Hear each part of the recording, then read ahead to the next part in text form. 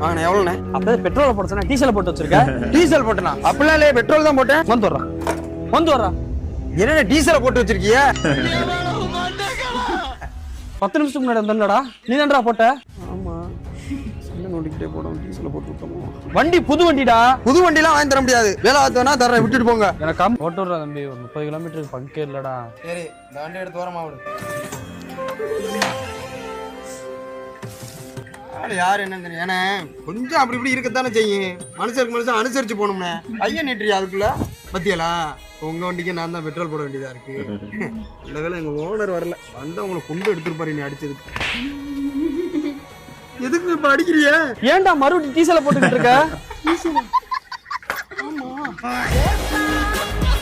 அவனை கூட்டு செருப்பால் அடியும். செருப்பு நல்ல செருப்பு இருந்தா சரி.